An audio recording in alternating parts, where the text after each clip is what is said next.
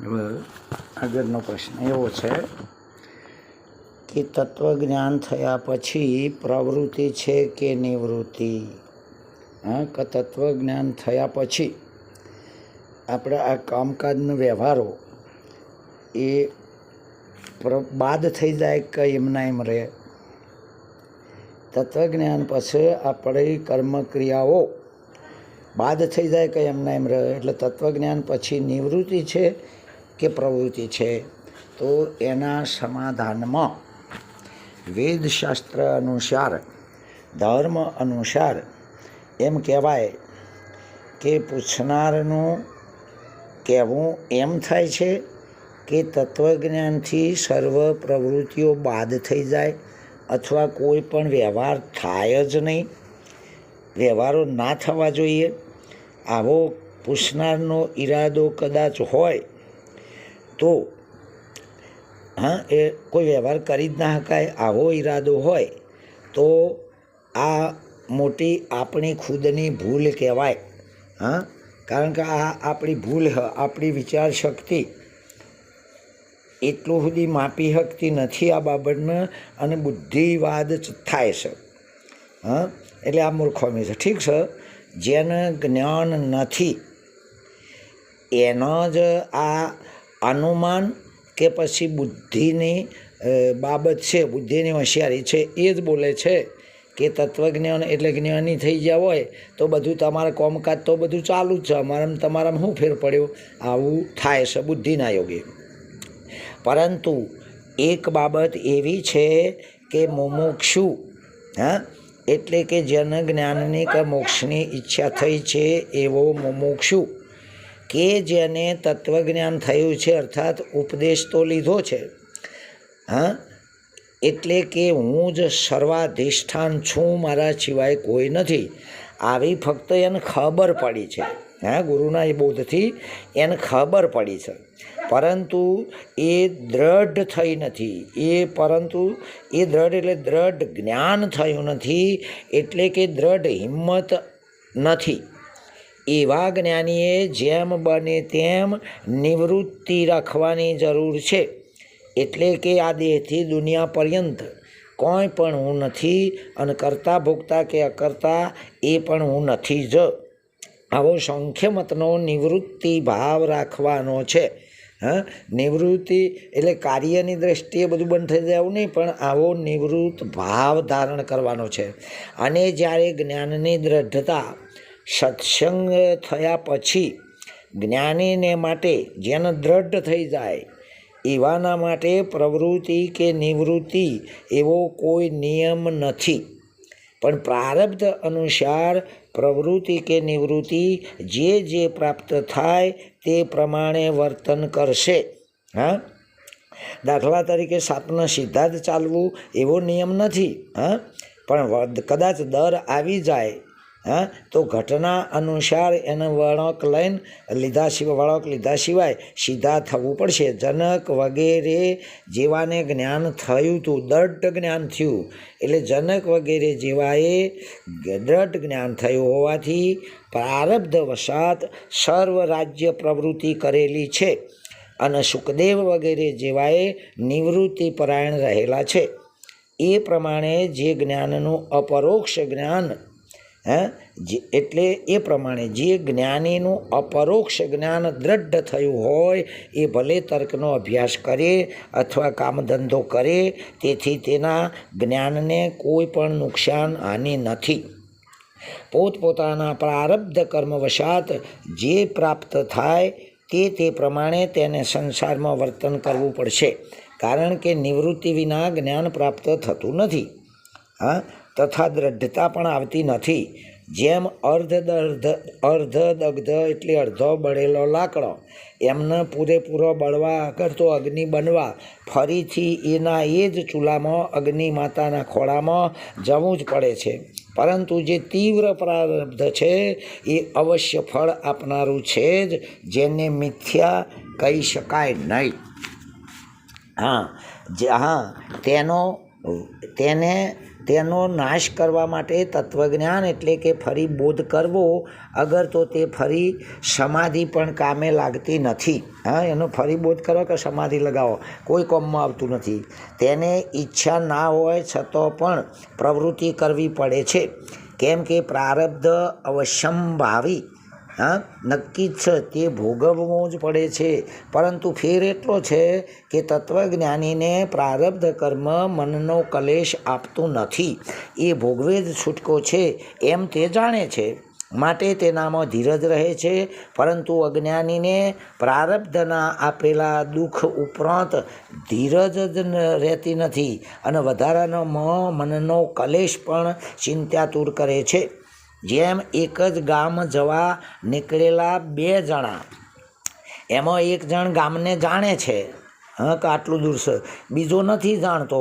જો કે થાક તો બેને લાગવાનો છે, પરંતુ જેને ગામની ખબર છે એ હોંશથી ચાલશે, જ્યારે અજાણ્યો છે એ થાક કે કંટાળાથી નીચે બેસી જવાનો છે.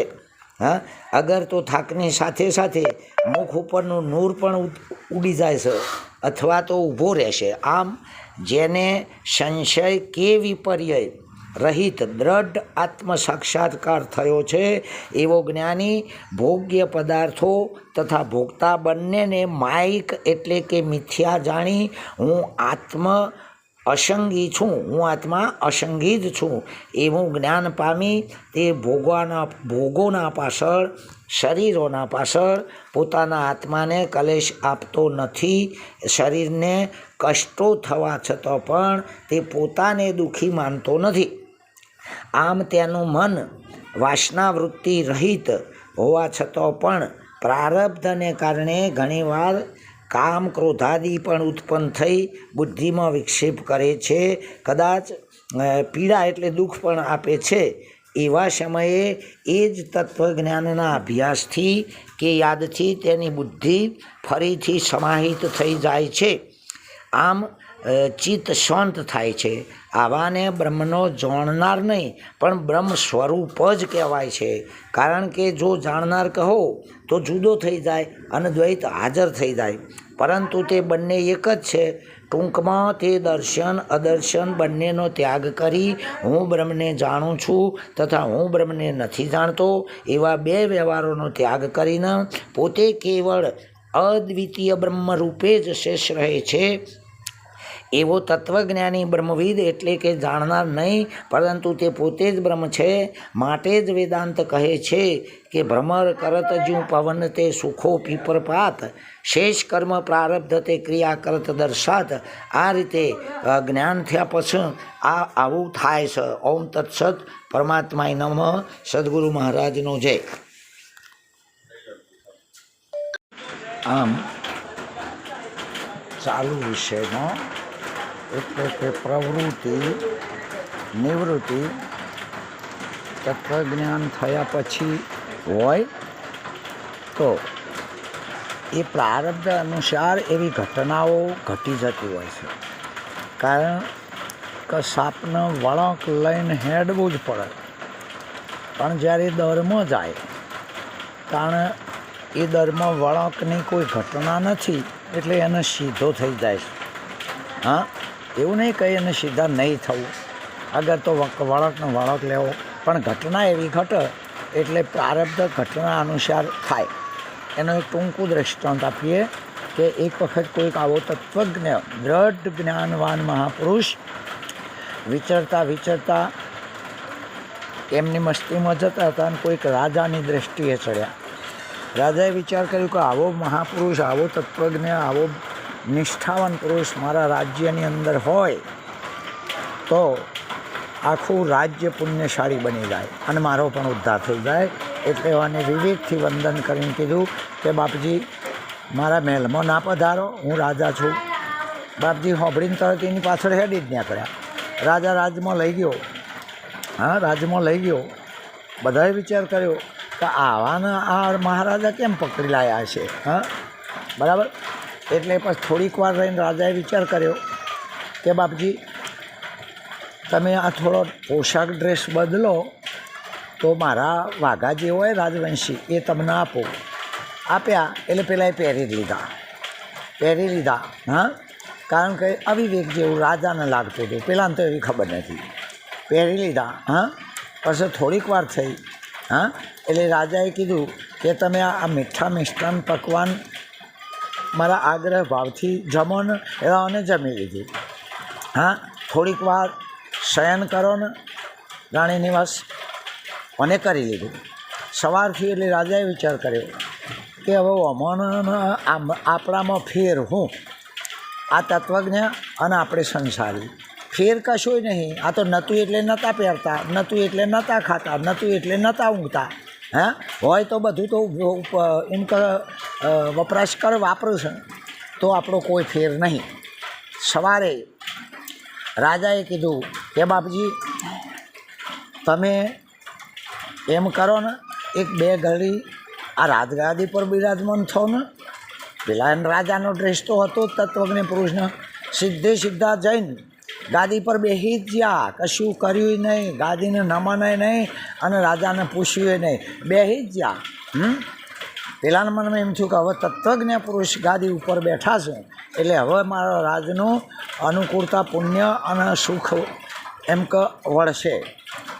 અડધો 1 કલાક પછી હા, તત્વજ્ઞ પુરુષ તો નહીં પોશાક હોમું જોતો, નહીં પ્રજા હોમું જોતો. હા, અડધો 1 કલાક થવાથી રાજાએ વળીને પૂછ્યું કે બાપજી તમારાના મારામાં કશો ફેર નહીં. તમારે નહીં મળતું એટલે નહોતા વાપરતા, ના મળ્યું એટલે બધું ભોગવવા માંડ્યા. એટલે ફેર શું?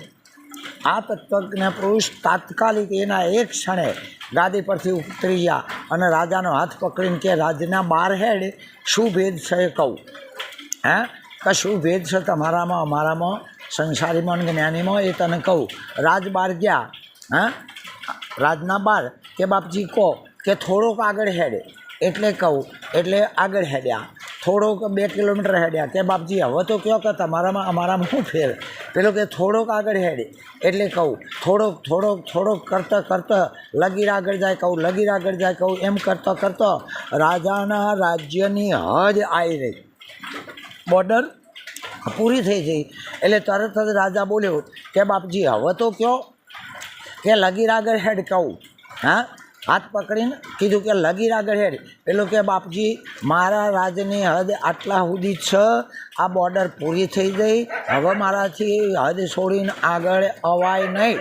તાણા તત્વજ્ઞ પુરુષ બોલ્યા કે જો આટલો જ ફેર છે, તમારા લોકોને હદો બોધેલી છે, અમારે હદ હોય નહીં. હા, કે તમે વસ્તુની, રાજની, પ્રજાની, કોઈક સોયની હદો બોધેલી છે. બરાબર. અને અમારા કોઈ જગ્યાની હદ ના હોય. હા, કોઈ સમયની હદ ના હોય, કોઈ વસ્તુની હદ ના હોય. અમે હદ પાર જતા રહેલા છીએ અને તમે હદમાં છો, આટલો જ ફેર છે. રાજાને ખબર પડી છે કે સારું, હદ છોડવી એ જેવી તેવી વાત નહીં. હા, હદ છોડવી જેવી તેવી વાત નથી. એટલે કીધું છે કે અલખ લખે અનહદ નિર્વાણી, બિન રસના એ બોલે, આપે તાળો, આપે કુંચી, આપે અંતર ખોલે, ઘટમાં જુઓ વિચારી આપ, બીજો સિદ્ધને કરો છો સંતાપ. એમ જે હદો આપણે બોધી કાઢી છે, હા, એ હદો જ્યારે હદ પાર થઈ જઈશું તાણે આ જ્ઞાન, આ તત્વજ્ઞાન દ્રઢતા કરાવશે અને હિંમત આપશે. આવો પુરુષ ખરેખર ઓયના ઓય રહેતો હોય, પણ આપણે હદ છે, પેલાના હદ નથી. એટલે આપણે હદ બહાર જઈને એમને પરિચિત થઈ શકતા નહીં, આપણે એમને પરખી શકતા નથી. એમ આ દ્રઢ જ્ઞાન, તત્વજ્ઞાન એ વસ્તુ જ પ્રવૃત્તિ નિવૃત્તિ એમાં દુઃખરૂપ નથી. હા, અને સહકારરૂપ પણ નથી.